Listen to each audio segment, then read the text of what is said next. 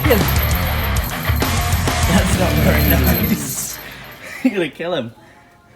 Merry Christmas everybody, and welcome back to another video, another vlog. And of course it would be rude not to do a Christmas vlog and talk to you about those things that you're probably stressing about. You've probably got a couple of questions and queries and a couple of concerns if you really work hard to build a well-conditioned body this summer, or coming up to this summer, or coming up to Christmas. So if you're in the part of the world where I am, down under in Australia, probably gonna be pretty hot. You probably have a hotter summer to a degree, depending on where you are, versus back when I was in the Northern Hemisphere in the UK. And obviously we had these beautiful white winters, which we see, which is the dream. So I've sort of acclimatized now and accustomed to having a warmer winter, but I still really miss the cold winters, and I'm hoping to get a one in the next couple of years, go back and have a white Christmas. However, I wanted to talk to you guys about some queries that I used to have and some concerns, and I know they're really, really popular throughout the health and fitness realm in terms of being able to maintain your physique, not go back, not throw it all in the bin, make sure that, you know, the progress that you've made is still good, and you can still overcome, if you like, this silly season or Christmas fairly unscathed or unharmed. And again, it's not about stressing, and it's not worth stressing about. So there's a couple of things that I want to talk to you about, and there's some main points that I always sort of put it down to, and I sort of conceptualize and deliver and package up for my clients or for people who ask me, and the things that have actually helped me and that I have learned from my other peers and, you know, professionals that have been more experienced and been able to pass these things down. So there's a couple of key things you need to get your head around, and the first one, I'm gonna make them into 5 points, okay? The first one is, I don't want you to stress, okay? And that is easier said than done. And the reason why is, one, stress doesn't serve you any good purpose anyway, unless you're about to be killed or you need the fight or flight response activation. And most of us are gonna be pretty safe this Christmas, okay? And we're not gonna be running from lions or, you know, in danger of, immediate death, especially if we've been working out in the gym. So, don't stress it, okay? There's a lot you can do. First of all, relax, take your time. You're still gonna be able to enjoy some Christmas food. You're still gonna be able to go out and have a few drinks, okay? And even if you went a little bit over the top, you know, there's still some couple of things. There is still a couple of things that you can do to, you know, pull things back in and obviously maintain that hard work and that physique that you've had. So on the no stress thing, the first thing is, hopefully you've been working intelligently. And what I mean by that is, hopefully you've been using protocols and systems and learning some knowledge and implementing things like habits and behaviors that are actually sustainable. So if you've had some information, or perhaps you've been following someone who's putting you on crash diets or making you believe that, you know, there's clean or magic foods, then unfortunately you may need to re-educate yourself, because otherwise you're always going to find yourself against the back wall, and you're always going to find yourself in these really difficult situations, because if you think that there's certain foods that are magic, or you've been crash dieting, or you think you've got to do loads of cardio, then unfortunately your body might not be in the best position to be able to maintain your physique, and it may be perfectly primed for fat gain. So the first thing we need to understand is all of those intelligent protocols. So I'm not gonna go over them here because I've got lots of videos on that. So if that sounds like you, and perhaps you're doing something which you're like, wow, like this is absolutely killing me, like I am dying, it shouldn't be this hard, to a degree, perhaps you've had some wrong information. So that might be a case of going back and watching some of my past videos, jumping down to my website, listening to some of my podcasts, and following some other peers and practitioners like myself who are a little bit more experienced, that can perhaps help you, approach things more sustainably, more flexibly, more enjoyably for the long term. Okay, so assuming that you've got all that under control, a couple of things, or the first thing that you can do is borrow calories. And there's many ways that you can borrow calories, okay? So when we look at borrowing calories, it means that we can take calories from prior or post days upcoming to an event or a day, like Christmas or New Year's or Boxing Day, or whatever it is that you think you're gonna have some higher calorie foods, and you can accumulate, if you like, a bank of calories which you can use on this day.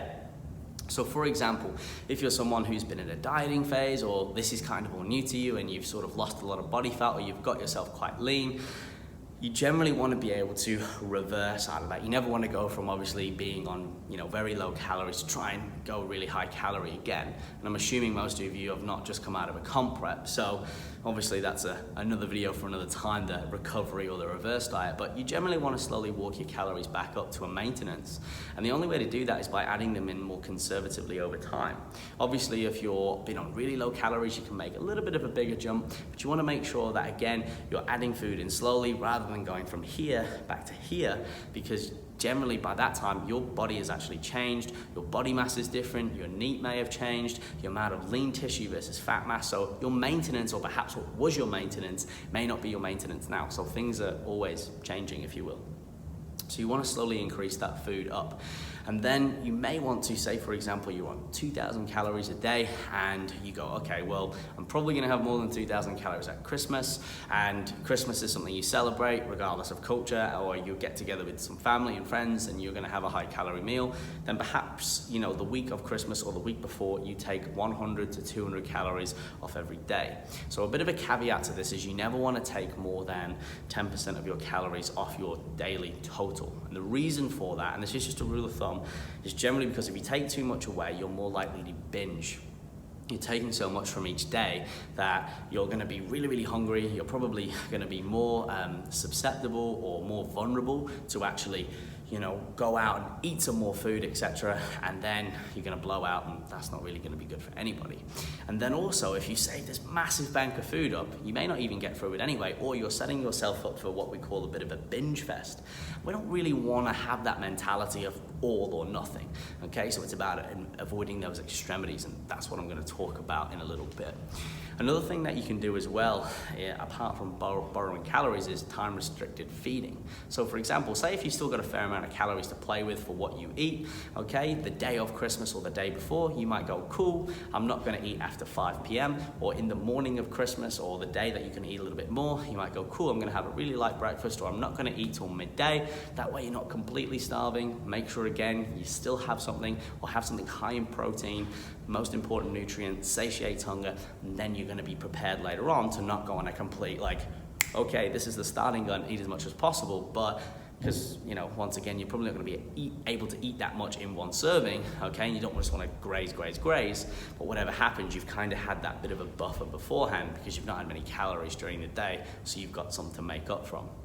The important thing to note about this is, once again, the mentality. It's not about trying to save so you can binge. It's just giving yourself some extra room or extra flexibility on the day that you're going to be eating more foods. Okay, and the next thing is going to be avoiding extremities. Okay, and a few other bits and pieces. So kind of what I was emphasizing before in terms of you don't want to have extremes where you're binging and you're going all or nothing. Okay, you want to kind of keep things balanced. Now it's a lot harder to be balanced than it is to be extreme.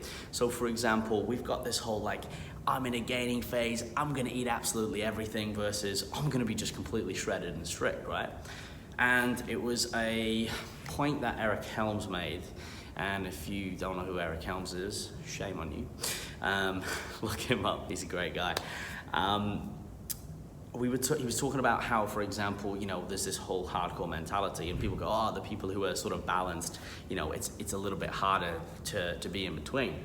And I agreed with him by saying it's actually harder to be balanced. It's actually harder to be able to go, well, no, I'm gonna either not go all out and just eat absolutely everything and have the seafood diet, or I'm gonna have, not gonna be completely strict and not have anything and just try and get completely lean or shredded. It's much harder to actually have balance, but it's also much better to learn how to have balance as well, because at the end of the day, it means that you're going to be able to enjoy, foods that you want to eat, or going out and have some drinks, have some sort of lifestyle balance, but at the same time, maintain your physique and still be able to progress as well. So when it comes to Christmas, if we put this in context, it's just not about having massive extremes. You don't have to go out if you're going to have some drinks and have 20 drinks. You could have 5 drinks. You could have 10 drinks if you're someone who drinks 20 or 30 drinks. If you're drinking that much, you're probably not into fitness anyway. So it might be a case of going out, having a couple of drinks, having a little bit of a nice food. You don't have to go, well, I've had a drink now, I've got to get completely smashed, or, I've eaten some shit food, now I've got to just go on a binge fest. It's no, have some food, have some balance, and get back on the proverbial wagon, if you like, or, your routine and your habits. But don't be afraid to kind of break them. And conversely, on the same side, don't do the thing that I used to do and restrict yourself so much, back in the day, where you're not even having fun, you're not even enjoying yourself, you're not eating anything, you're not enjoying the Christmas festivities, or you're not even going out, or enjoying your family's food. Like, make sure, again, you've got balance, because at the end of the day, you're going to be one day, one meal, one drink, it's not going to destroy your whole progress. It's what we do most of the time that counts. So again, have a nice balanced mindset, okay? Progress, life, anything, career, health and fitness, this is what we're talking about here. It's undulating. You have periods of higher intensity, you have periods of higher volume, lower intensity, you have periods of gaining, periods of cutting.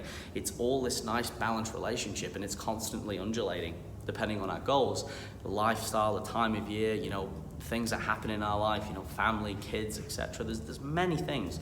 And this is why I always talk about behavior and lifestyle, and it's something that's not addressed enough. Now, going on to the second to last point, and moving on from extremity, I want to talk to you about moving more. Now, there's this whole eat less, move more. It's like, yeah, well, that's fucking great. It's vague advice. So when I say move more, if you're someone who is having some time off over the holidays, or you're going out for Christmas because again you're going to the beach, or it's warm, or you've got a day event, or you're going around to the family's house, 9 times out of 10 you're probably going to have some sort of event, or you're going to be playing some games, you're going to be doing something. If you are outside, you might be playing some family tennis or whatever it is that you're going to do. You might do some dancing, you might be going on the beach surfing with your mates, whatever it is, right? Use that to offset, your energy balance. Don't just sit on the couch all day and binge. I mean, if you're in the UK and it's a cold climate, you might be sat around the wood burner, but you know what? Depending on your opportunity, if you can, maybe you do go to the gym. I'm not advocating that you have to, but maybe you've got time. Everyone opens their presents and everyone's chilling out. You got that time in the middle of the day, or everyone eats lunch and then they're all having a siesta on the couch. Jump out, go for a run, jump on the bike, take the dog for a walk, go to the gym, get a sneaky one in, do some bodyweight workouts, play with the kids, etc. There's all different ways to sort of offset that energy balance. And this is a really good opportunity to do it at Christmas, because again, there's lots of other countermeasures and there's lots of excuses, because usually there's toys around, you might be, playing with your kids if they've got a new bike or skateboard or something like that, or a trampoline or whatever it might be, or you might even have a new toy as well yourself. You might be going away for a trip, so you might incorporate, stopping and going for a bit of a walk or something like that, but just incorporating some sort of activity to offset, perhaps an increase in calories. And sometimes with an increase in calories, there'll be an increase in NEAT. So NEAT, for those who aren't aware, I've talked about it before, it's non-exercise activity thermogenesis. So it's just what you do for your day-to-day activity. So whether you're up on your feet all day with work, whether you're someone who's just really jittery and fidgets and moves around. So generally, when you have a higher intake of calories, you move more, to a degree. Some people go to sleep and then they move more, right? So get out there, move a little bit more, whatever is your lifestyle suits you, whatever's bespoke to it, make it fit, keep that in mind, have fun, and don't overthink it. And the last point I want to make before I go, I'm going to hand it over to the Big Lou and myself, because it's an important message and we all need to know this, especially for those of us here down under in Australia. So guys, over to you. Last but not least, make sure you guys stay, not yet. All right, didn't like the hat, it's fine. You don't have to wear the hat, we've talked about this. Stay sun safe, because in all seriousness guys, the sun in Australia is really hot, especially in summer. So make sure you cover up, okay? Be sun smart and safe. No, not yet. We gotta tell the people about the message about the sun first, before we eat. Just wants to eat all the time. So stay sun smart, stay safe. Don't get burnt, guys, it's not worth it. Make sure you cover up. Get a little bit of sun, sure, but then get out of it. Have fun with the family. Thank you for all your support. This 2019, there's some amazing, huge and big new developments coming 2020. Lots of exciting projects and procedures. No. Coming 2020, lots of exciting developments, isn't there, Big Lou? So make sure you stay tuned. And as always, what have we said? Wish the people a Merry Christmas. Guys, he's getting a little bit antsy. You need some food. You get a little bit impatient there. Have a very fearless Merry Christmas. I'll see you guys in the new year. And as always, in the meantime, stay fearless.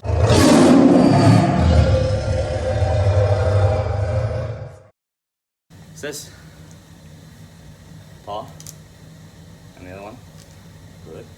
Nice. That's good. Good boy. Merry Christmas, guys.